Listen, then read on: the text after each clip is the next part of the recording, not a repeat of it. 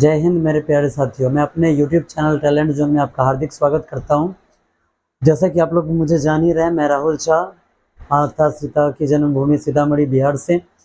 मेरा ये जो चैनल YouTube चैनल है, बेसिकली बिहार बोर्ड के बच्चों के लिए बहुत ही ज़्यादा फ़ायदेमंद है, क्योंकि मैं अपने इस चैनल के माध्यम से बिहार बोर्ड के 10वीं और 12वीं क्लास के जो भी बच्चे हैं उनके लिए मैथ का जो भी सॉल्यूशन होता है भारतीय वन का, वो मैं लेकर आता हूं। और आपका जो गणित का तैयारी है, मैं एग्ज़ाम के दृष्टिकोण से करवाता हूं, ताकि अगर आप कहीं पर भी है, बिहार के किसी कोने में है, या फिर आप वैसे बच्चे हैं जो अभी फ़िलहाल आप बिहार में नहीं रह रहे हैं, आप कहीं अदर जगह पे है और आप ये सोच रहे हैं कि अगर हम एग्ज़ाम से कुछ दिन पहले जाए और हम अपने एग्ज़ाम का पूरा तैयारी कर पाएँ, तो आपके लिए मेरा ये जो चैनल है बहुत ही ज़्यादा उपयोगी साबित होने वाला है, क्योंकि मैं अपने इस चैनल के माध्यम से आपको पूरा भारतीय वन का मैथ कवर करवाने वाला हूँ। अपने इस चैनल के माध्यम से आपको पूरा भारतीय वन का मैथ कवर करवाऊँगा। मेरी कुछ क्लासें हो चुकी है, और जैसा कि आप जानते हैं कि इससे पहले जो मेरा क्लास आप लोगों को मिल रहा था, मैंने जो भी क्लास करवाया है आपको, 12th क्लास का मैथ मैंने जो भारतीय वन का नया एडिशन का बुक है उसके द्वारा मैंने स्टार्ट किया था। और भारतीय वन का जो बुक है आप जानते होंगे कि आर एस अग्रवाल जी द्वारा लिखा गया बुक है, और न्यू एडिशन का बुक मैंने स्टार्ट किया था, जिसका कुछ क्लास मैं करवा चुका हूँ। मैंने अलजेब्रा स्टार्ट किया था, और अलजेब्रा से मैंने जो हमारा चैप्टर था मैट्रिसेस मैंने उठाया था। मैट्रिसेस का कुछ क्लास हो चुका है, जिसमें हम कुछ एक्सरसाइज भी कवर कर चुके हैं, लेकिन बीच में कुछ कारणवश हमारा क्लास रुका हुआ था, और अब आज से कंटिन्यू आपका क्लास फिर से किया जा रहा है। और आज जो हम नया टॉपिक उठाने वाले हैं, एक्सरसाइज 5 के ई को लेकर हम नया टॉपिक उठाने वाले हैं। और अगर बीच में का कुछ चैप्टर आपका छूटा हुआ है, मैं वो चेक कर लूँगा कि कौन कौन सा प्रश्नावली छूटा हुआ है, कौन कौन सा प्रश्न छूटा है, वो सारी चीज़ें आप लोगों को पूरा करवाया जाएगा। इसके लिए आपको बिल्कुल निश्चिंत रहना है। एक बात और ज़रूरी बात, कि अब जो आपका क्लास है, पर डे आपको 2 वीडियोज़ मिलने वाला है। क्यों? क्योंकि एक जो आपका वीडियोज़ चल रहा है, एक जो आपको वीडियोज़ मिल रहा है वो मैट्रिसेस का है, और ये जो मैट्रिसेस का क्लास है आपको ऑफलाइन क्लास रिकॉर्डेड वीडियो रहता है, जो कि आप जब देखते तो आपको पता चल ही जाता होगा कि शायद ये ऑफलाइन क्लास चल रहा है और वहाँ से रिकॉर्ड किया गया वीडियो है। तो बिल्कुल आप सही जा रहे हैं। आपको जो भी वीडियो मिलता है वो ऑफलाइन क्लास जो मैं ले रहा होता हूँ उसी का रिकॉर्डेड वीडियो होता है। लेकिन अब आज मैं आपको एक और जानकारी देने जा रहा हूँ कि जल्द ही मेरे इसी चैनल पे आपका 12th क्लास का जो नया चैप्टर है कैलकुलस स्टार्ट होने वाला है। जितना जल्दी हो सकेगा मैं आपको कैलकुलस स्टार्ट करके देने वाला हूँ। वजह ये है कि आपके पास टाइम बहुत कम है। क्यों? क्योंकि अभी हम लोग जुलाई मंथ के बीचों बीच में, यानी कि आज 14 जुलाई है, 14 जुलाई आज है, और रात के लगभग 10 साढ़े 10 हो रहा है। तो लगभग हम आधा जुलाई पार कर चुके हैं। हमारे पास सिर्फ और सिर्फ 6 महीना का समय बचा हुआ है। इसी 6 महीना में पूरा सिलेबस कवर करना है, PYQs करने हैं, उसके बाद जो भी क्वेश्चंस है उसका रिवीजन होना चाहिए, ऑब्जेक्टिव की तैयारी करवानी है, यानी कि वर्क बहुत ज़्यादा है।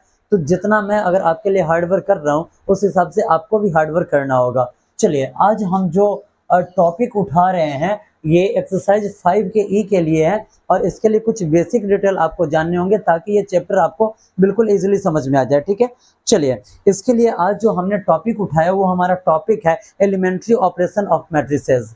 हमारा टॉपिक है elementary operation of matrices. Elementary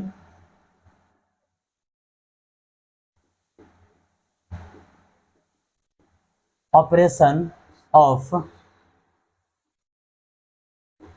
matrices.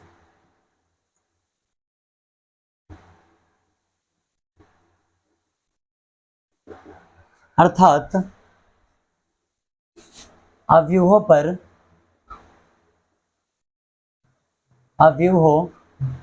पर प्राथमिक संक्रियाएं। ठीक है, कोशिश यही रहेगा कि आपके पास जो वीडियो पहुंचे। आज अभी मैं जहां से क्लास ले रहा हूं, ये मेरा क्लासरूम नहीं है, ये मैंने एक छोटा सा नया अपना सेटअप तैयार किया है। तो कोशिश यही रहेगा कि मच बेटर क्वालिटी आपके पास वीडियो पहुंचे, साउंड क्वालिटी बढ़िया हो, जिसके लिए धीरे धीरे कुछ वर्क हम करेंगे ताकि सारा प्रॉब्लम का सॉल्यूशन, सारे जो भी परेशानी है उसका निदान निकल सके। ठीक है, तो खैर आपको पढ़ना है, आपको एग्जाम की तैयारी करनी है। आपके लिए सबसे पहली प्राथमिकता ये है कि जो मेरी आवाज़ है आप तक प्रॉपरली पहुँचे, मैं जो लिख रहा हूँ ये आपके पास स्पष्ट हो, इससे अधिक कुछ नहीं चाहिए। और वैसे आज हम टॉपिक हम अपना उठाए एलिमेंट्री ऑपरेशन ऑफ मैट्रिसेस। हम लिखते हैं यहाँ पे कि 3 row operation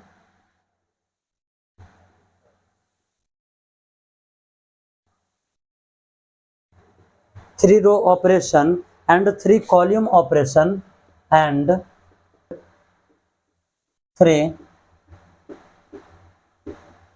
column operation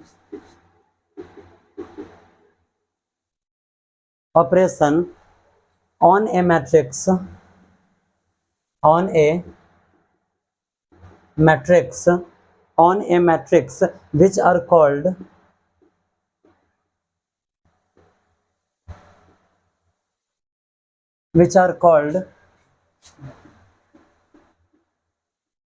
elementary operation of a matrix। ठीक है, elementary operation of matrices, 3 row operation and 3 column operation on a matrix which are called elementary operation of matrix. ठीक है, जब आप किसी मैट्रिक्स में 3 कॉलम या 3 रो, ये आपको पहले बताया गया है कि अगर रो बोला जाए तो रो का अर्थ होता है पंक्ति और कॉलम का अर्थ होता है स्तंभ। यानी कि यदि हम कोई मैट्रिक्स दिया गया है और वो मैट्रिक्स कितना कैसा होना चाहिए, तो उस मैट्रिक्स में 3 रो होने चाहिए और या फिर 3 कॉलम होने चाहिए। अगर हम किसी मैट्रिक्स के 3 कॉलम या फिर 3 रो पर अगर हम संक्रियाएं करते हैं, उसका अगर हम ऑपरेशन करते हैं तो उसी को कहा जाता है elementary operation of a matrix. चलिए आगे हम बढ़ाते हैं इस पॉइंट को, जब हम आगे बढ़ाएंगे, ठीक है, इसे क्या कहा जाएगा, तो इसे एलिमेंट्री ऑपरेशन ऑफ मैट्रिक्स कहा जाएगा, या हम यहाँ पे लिख सकते हैं transformation.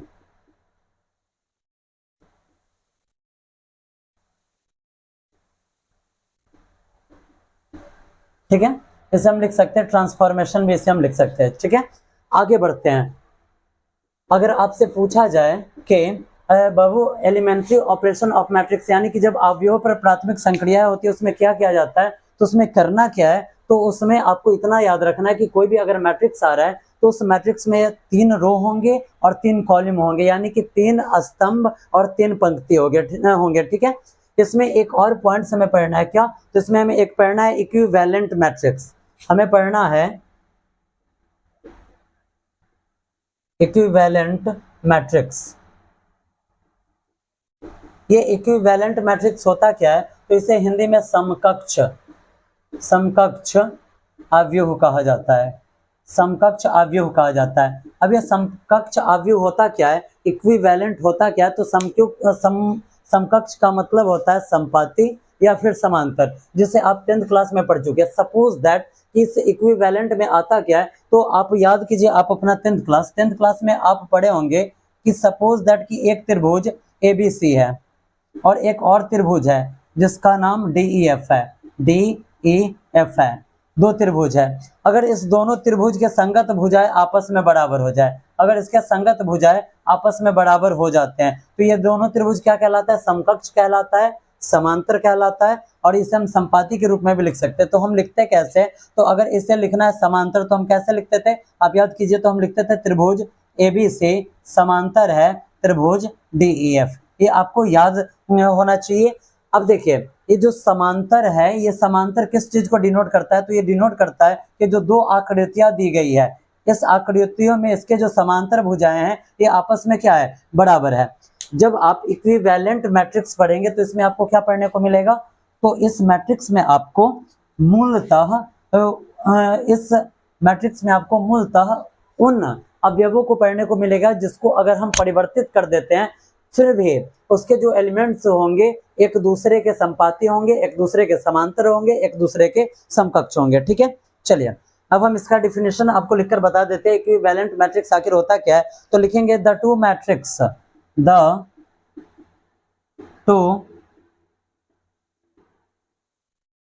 Two matrix A and B, A and B, the two matrix A and B are said to be, are said to be equivalent,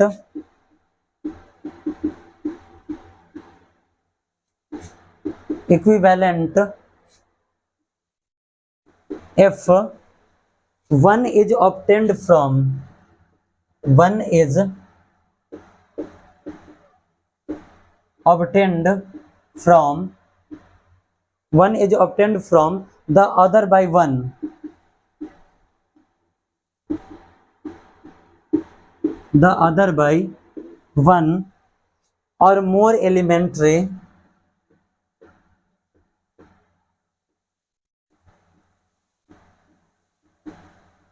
or more elementary operation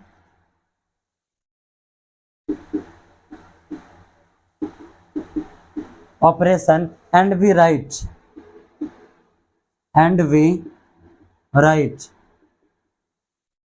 A equivalent B। ठीक है, equivalent matrix होता क्या है? तो the two matrix A and B are said to be equivalent, दो matrix A और B equivalent कहलाता है। कब? अब सबसे पहले आप यहाँ ये याद रखेंगे, अगर आप नए हैं तो मैंने यहाँ पे ए और बी कैपिटल लेटर में लिखा है, जो कि मैंने अपने मैट्रिसेस के फर्स्ट क्लास में ही आपको बताया था कि जब भी अगर हम मैट्रिक्स को डिनोट करते हैं तो मैट्रिक्स को कैपिटल लेटर से ही डिनोट किया जाता है। ठीक है, इसे मैंने अपने पहले क्लास में इसे मैंने कवर करवाया था। इक्विवेलेंट मैट्रिक्स इसका आंसर में लिखा है कि the two matrix A and B are said to be equivalent if one is obtained from the other by one or more elementary operation and we will write A equivalent B. यानी कि दो matrix अगर ए और B लेते हैं तो वो equivalent कहलाता है। कब? जब एक को दूसरे मैट्रिक्स से प्राप्त किया जा सकता है और उसके जो एलिमेंट्स होंगे, उसके जो एलिमेंट्री ऑपरेशन होंगे, उसे हम किस टाइप से लिख सकते हैं? तो उसे हम इस टाइप से लिखेंगे, ए इक्विवेलेंट बी। ठीक है, जब हम आगे बढ़ते हैं तो हम यहाँ पे एक पॉइंट लिखकर आपको बता देते हैं कि जो इक्विवेलेंट मैट्रिक्स होता है उसे किस तरह से डिनोट किया जाता है। तो हम लिखेंगे an equivalent matrix is denoted by A equivalent B. ठीक है, जब दो मैट्रिक्स आपको दिया गया है, एक मैट्रिक्स ए है और दूसरा बी है, या कुछ भी मैट्रिक्स कुछ भी हो सकता है, ए हो, बी हो, सी हो या डी हो, कुछ भी हो सकता है, तो उसे हम कैसे दिखाएंगे? तो उसे हम ऐसे डिनोट कर सकते हैं, ए इक्विवेलेंट बी से। ठीक है, ये दो पॉइंट्स आपका क्लियर होना चाहिए। चलते अब आगे बढ़ते हैं। अब जो मेन वर्क हमें करना है वो क्या करना है? तो अब इस अवयवों की जो प्राथमिक संक्रियाएं हैं, एलिमेंट्री ऑपरेशन ऑफ मैट्रिसेस है, इसमें सबसे पहले हमें ये देखना है कि किस तरह से हम पंक्ति में चेंजेस ला सकते हैं और किस तरह से हम इसके जो स्तंभ है उसमें हम चेंजेस ला सकते हैं। चलिए, अगला हमारा जो पॉइंट होना चाहिए, अगला जो हमारा पॉइंट है वो आप देखिए।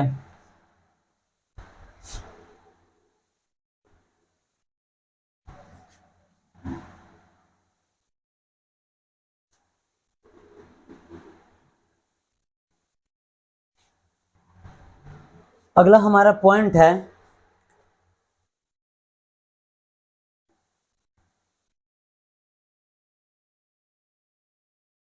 थ्री एलिमेंट्री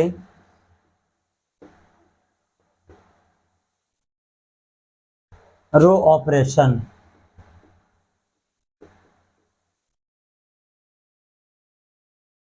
यानी कि पंक्ति पर प्राथमिक संक्रिया है, जहां पे पंक्तियों की संख्या कितनी होनी चाहिए?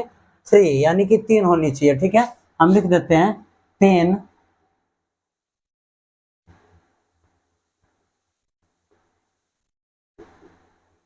पंक्ति पर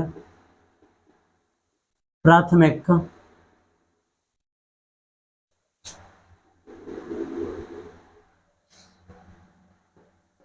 संक्रियाएं।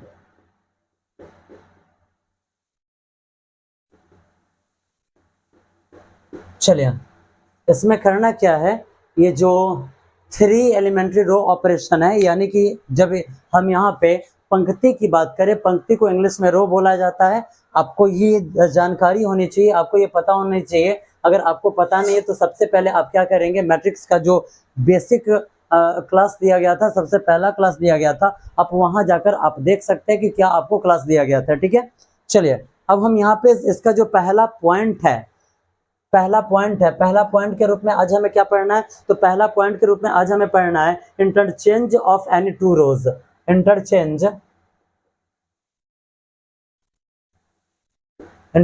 Of any two rows. ठीक है, interchange of any two rows. Interchange का मतलब क्या होता है, तो अगर कहीं लिखा जा रहा है ए इंटरचेंज बी, इसका मतलब होता है कि बी को ए में इंटर बदल देना है और ए को बी में बदल देना है। अगर तीर का सिंबल दोनों तरफ हो तो इससे हम समझेंगे कि ये इंटरचेंज है। ठीक है, इंटरचेंज का मतलब होता है कि एक दूसरे में परिवर्तित कर देना। ठीक है, अब हम आगे बढ़ते हैं। हमने यहाँ पे पॉइंट लिया है इंटरचेंज ऑफ एनी टू रोज, यानी कि किसी भी दो पंक्तियों का परिवर्तन, यानी कि एक को दूसरे जगह पे और दूसरे को पहले के जगह पे शिफ्ट करना है। चलिए अब हम लिखते हैं यहाँ पे कि the interchange of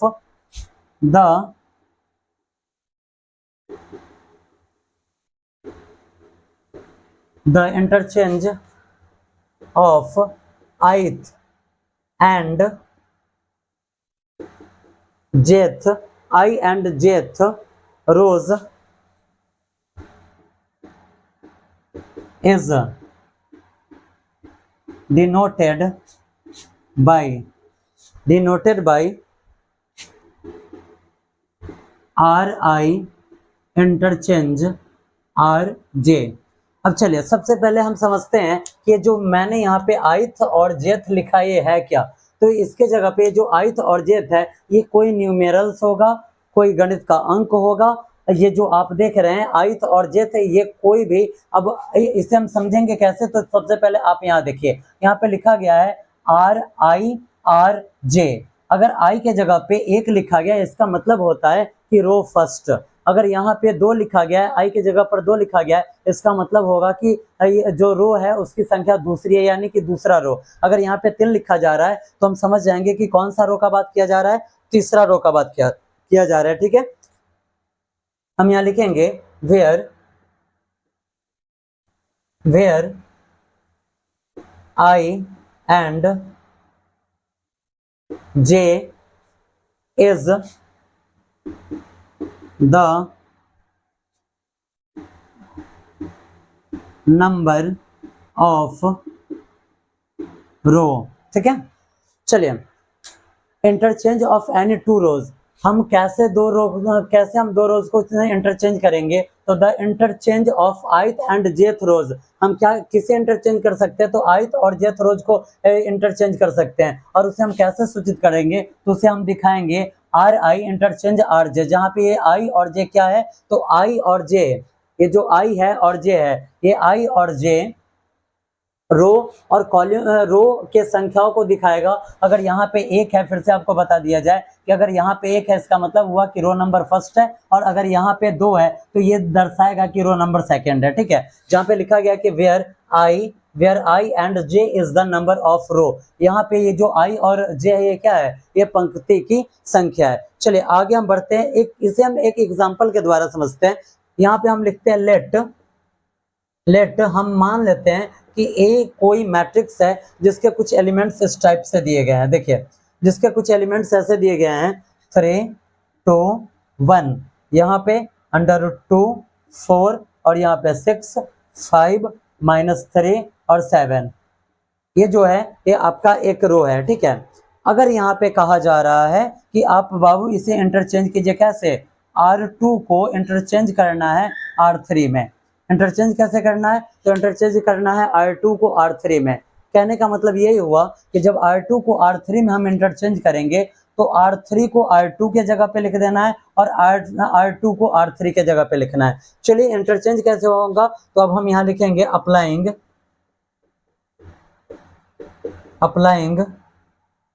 R2 interchange R3 we get A equivalent.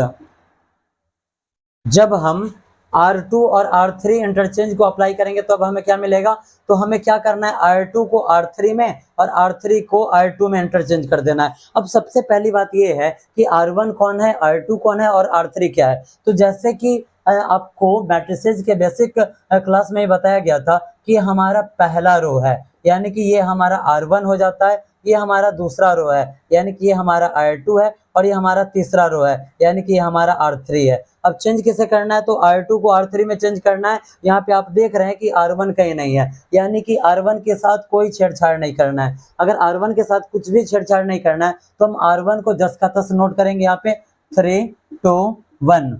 आगे बढ़ते हैं, हमें इंटरचेंज किस में करना है, तो R3 को R2 में, R3 को R2 में इंटरचेंज करना है, यानी कि R3 वाले को R2 के जगह पे और R2 वाले को R3 के जगह पे लिखना है। यानी कि जो आपका तीसरा पंक्ति है इसको आपको दूसरे पंक्ति के स्थान पे लिख देना है। चलिए आप नोट कीजिए, 5 - 3 7 और उसके बाद √2 4 6, ये आपका हो गया इंटरचेंज। ठीक है, ये जो आपको शर्त दिया गया था इस शर्त के अकॉर्डिंग ये आपका इंटरचेंज हो चुका है। ठीक है, अब आप देखिए कहीं कहीं आपको ये सिंबल देखने को मिलेगा। ठीक है, आप याद रखेंगे कि ये जो सिंबल है ये है चेंज का, और ये जो सिंबल है ये सिंबल है आपका इंटरचेंज का।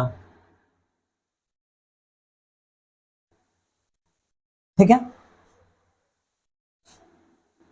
ये आपका इंटरचेंज का सिंबल है।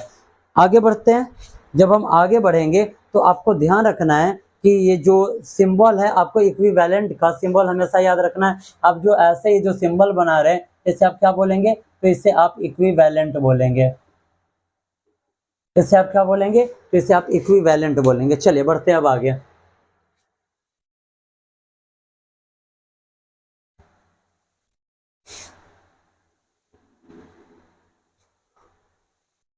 अगला जो हमारा पॉइंट होने वाला है, अगला जो हमारा पॉइंट है, अगला पॉइंट हमारा है multiplying of the elements.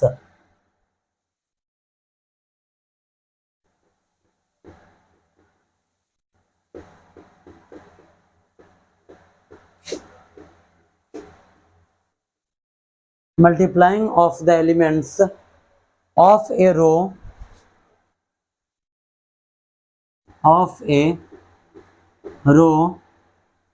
by a non-zero number, by a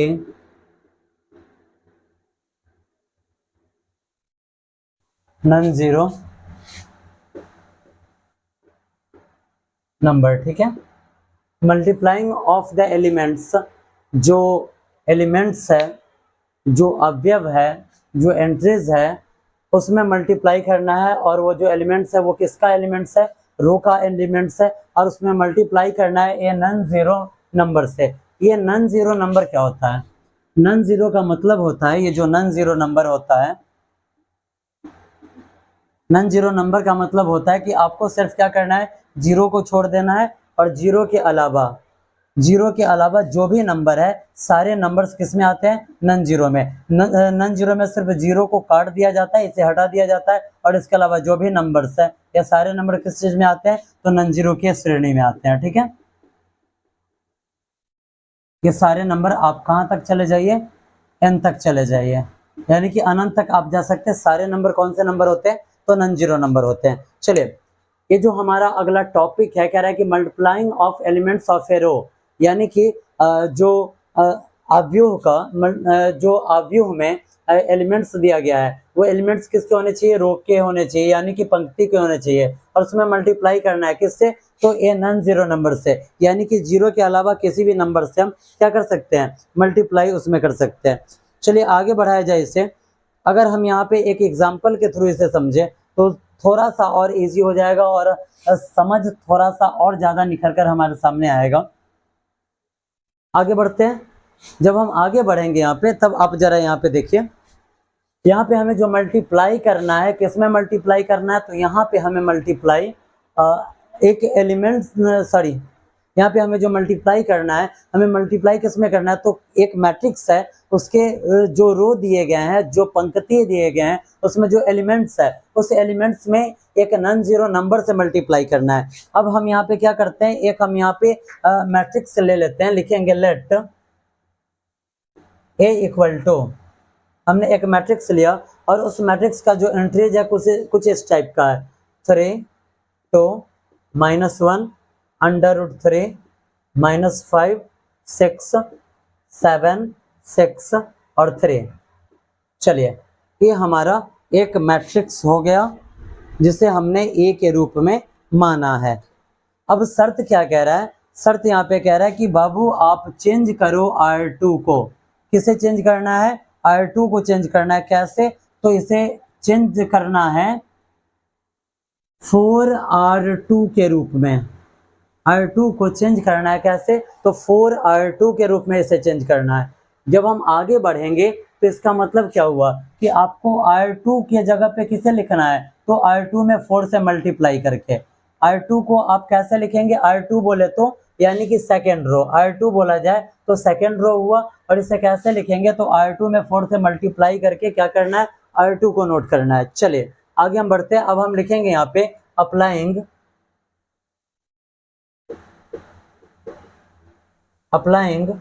R2 change 4R2 we get।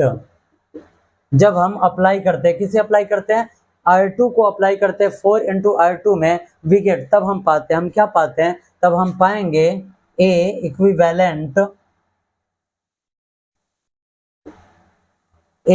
Equivalent. आपको करना क्या है, R2 में आपको मल्टीप्लाई करना है, यानी कि यहाँ पे आप देख रहे हैं कि ना तो कहीं R1 लिखा गया और ना ही कहीं R3 लिखा गया है, इसलिए इस दोनों को हम जस का तस क्या करेंगे, नोट कर लेंगे। R1 आपका क्या है, तो 3 है, 2 है, -1 है, और R3 क्या है, 7 है, 6 है, और यहाँ पे 3 है। ठीक है, अब आपको करना क्या है, तो आपको R2 आपका ये है, इसमें 4 से मल्टीप्लाई करना है। ठीक है, चलिए 4 से मल्टीप्लाई कीजिए। जब आप √3 में 4 से मल्टीप्लाई करेंगे तो आपको मिलेगा 4 × √3। जब आप 5 में 4 से मल्टीप्लाई करते हैं तो आपको मिलेगा 20, माइनस का सिंबल है तो माइनस, और 6 यहाँ पे अगर आप 6 में 4 से मल्टीप्लाई करते हैं तो यहाँ आ जाएगा 24। ठीक है, ये आपका जो multiplying of the elements of a row by a non zero number था, यानी कि ये जो आपका एक शर्त दिया गया था जिसमें क्या करना था, तो किसी मैट्रिक्स के किसी रो के एलिमेंट्स में एक नॉन जीरो नंबर से मल्टीप्लाई करना था, तो किस टाइप से मल्टीप्लाई किया जाता है उसको यहाँ पे करके दिखाया गया है। ठीक है, चलिए अब जो अगला और रो का लास्ट पॉइंट है, लास्ट पॉइंट आज जो हमें पढ़ना है, और आज की क्लास का जो हमारा लास्ट पॉइंट है, लास्ट बिंदु है, वो कुछ इस टाइप का है। चलिए आप देखिए कि लास्ट पॉइंट आपको क्या कह रहा है, कौन सा वर्क आपसे करवा रहा है। ठीक है, तो जो लास्ट का पॉइंट है ये कहता है कि multiply each elements of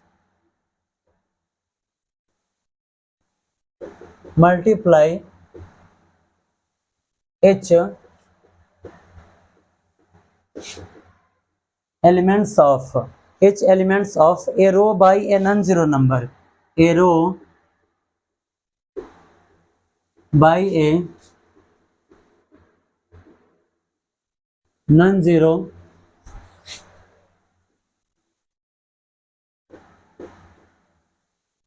number, and then adding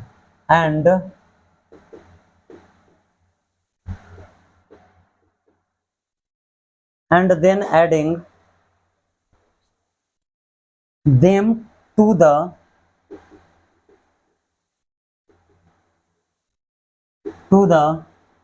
corresponding elements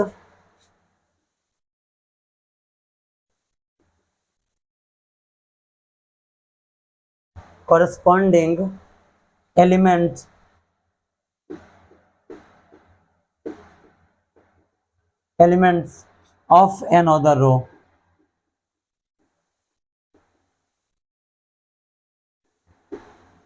चलिए पॉइंट को समझिए, कह रहा है कि multiply each elements of a row, by a non zero number. क्या करना है कि आपको मल्टीप्लाई करना है किसमें, एलिमेंट्स में, एंट्रीज में ऑफ ए रो, एक रो की। अगर एक पंक्ति दिया गया है उसके जो एलिमेंट्स है उसमें आपको मल्टीप्लाई करना है किस चीज से, by a non zero number, एक नॉन जीरो नंबर से। नॉन जीरो नंबर आपको जस्ट अभी समझाया गया है कि हम क्या करते हैं, जब हम जीरो को छोड़ देते हैं और उसके अलावा हमें जो भी नंबर मिलता है सारे नंबर नॉन जीरो नंबर ही कहलाते हैं। A non zero number then adding, तब हम उसमें ऐड करते हैं टू द कॉरेस्पॉन्डिंग एलिमेंट, संगत एंट्रीज को, संगत एलिमेंट्स को ऑफ अनदर रो, किसी अलग किसी दूसरे पंक्ति के साथ।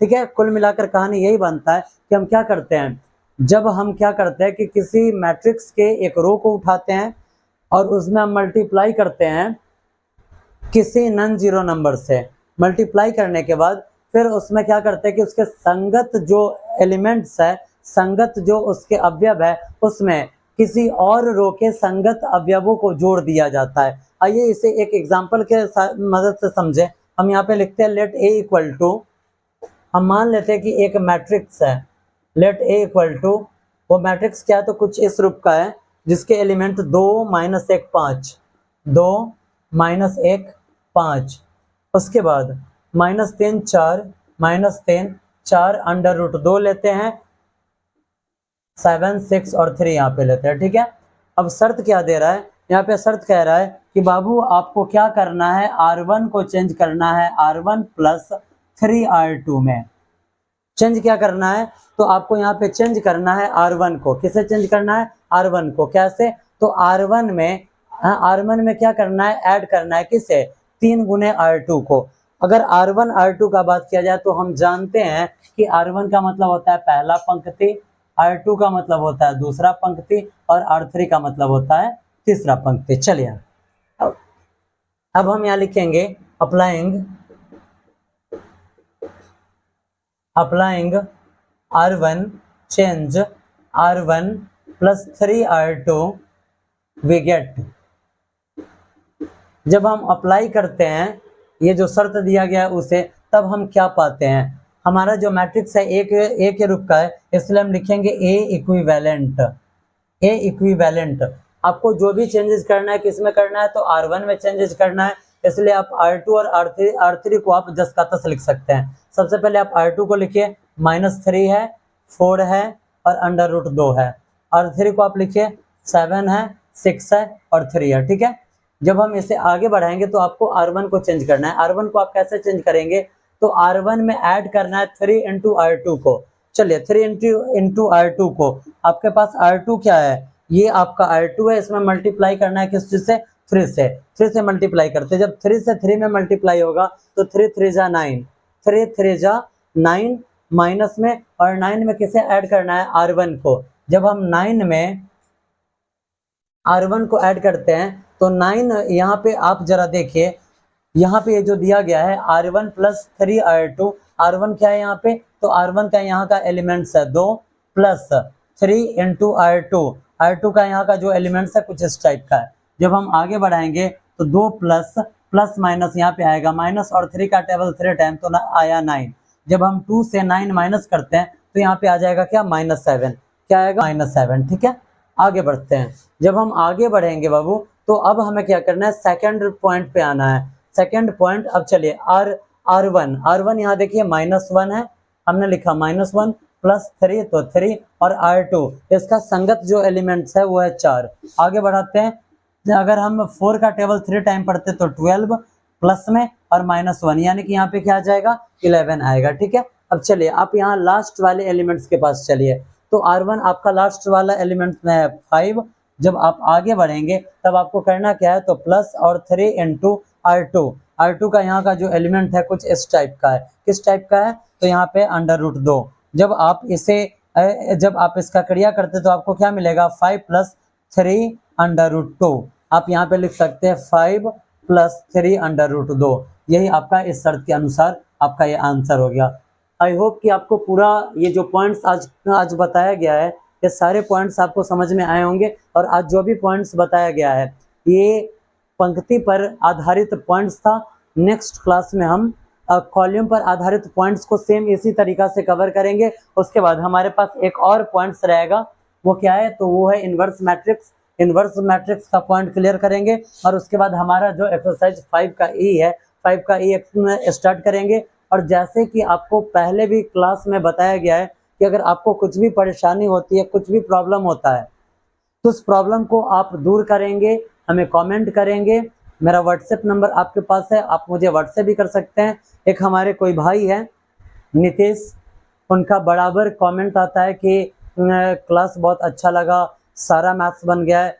तो बाबू आपका मैथ्स इसी तरीक़ा से बनते रहेगा, आप निश्चिंत रहे, आपको पूरी मदद दी जाएगी। और आप ऐसे ही इस वीडियो को शेयर करते रहिए, लाइक कीजिए, अपने दोस्तों को बताइए, ताकि जो 2025 में आपका एग्ज़ाम होने वाला है गणित का, चाहे वो बच्चे गणित में मेन सब्जेक्ट रखे हुए हैं या फिर एक्स्ट्रा में मैथ लिए हुए हैं, दोनों के लिए ये क्लास फ़ायदेमंद है।